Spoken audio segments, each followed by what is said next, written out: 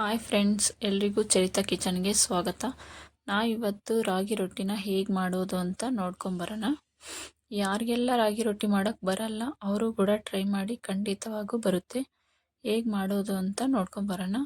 ನಾನಿಲ್ಲಿ ಮೊದಲು ಹೀಗೆ ಒಂದು ಪಾತ್ರೆಯನ್ನು ಬಿಸಿ ಮಾಡ್ಕೊಳಕ್ಕೆ ಇಟ್ಕೊಂಡಿದ್ದೀನಿ. ಅದರಲ್ಲಿ ಉಪ್ಪು ಹಾಕ್ಕೊಂಡು ಬಿಸಿ ಮಾಡ್ಕೊತಾ ಇದ್ದೀನಿ. ನೀರು ಒಂದು ಕುದಿ ಬಂದರೆ ಸಾಕು. ಅದನ್ನ ಆರೋಕ್ಕೆ ಬಿಟ್ಬಿಟ್ಟು ತಣ್ಣಗಾಕಿ.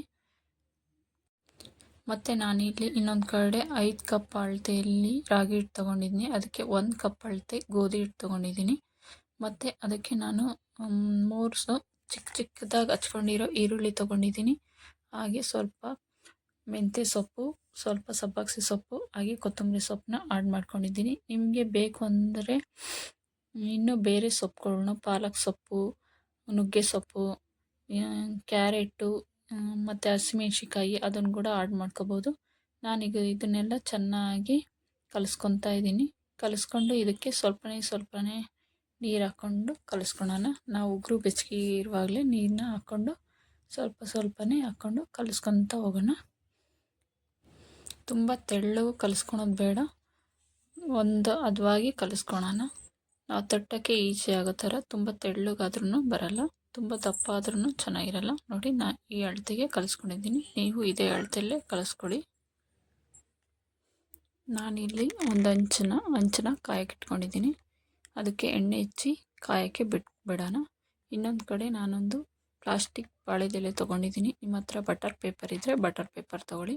ಈಗ ಉಂಡೆ ಮಾಡಿಕೊಂಡು ಆ ಬಾಳೆದೆಲೆಗೆ ಕೈಗೆ ಎಣ್ಣೆ ಹಚ್ಕೊತ ಅದನ್ನ ರೊಟ್ಟಿಯನ್ನು ತಟ್ತಾ ಹೋಗೋಣ.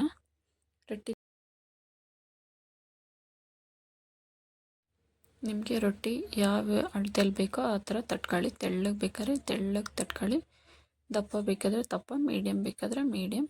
ನಾನಿಲ್ಲಿ ಒಂದು ಮೀಡಿಯಮಲ್ಲಿ ಅಳತೆಯಲ್ಲಿ ತಟ್ಕೊಂಡಿದ್ದೀನಿ. ಈಗ ಹಂಚು ಕಾದಿದೆ.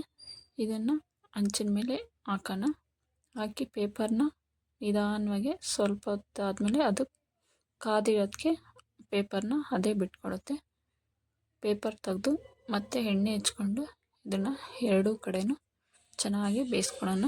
ಇದೇ ರೀತಿ ಎಲ್ಲ ರೊಟ್ಟಿಗಳನ್ನ ಮಾಡ್ತಾ ಹೋಗೋಣ.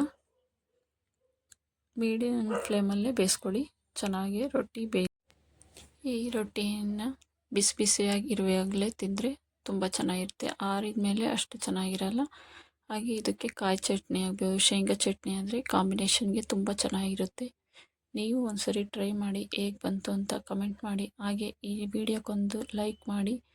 ಯಾರೆಲ್ಲ ಹೊಸದಾಗಿ ಈ ಚಾನಲ್ ನೋಡ್ತಾ ಇದ್ದೀರಾ, ಪ್ಲೀಸ್ ಸಬ್ಸ್ಕ್ರೈಬ್ ಮಾಡಿ. Thank you for watching Charita kitchen.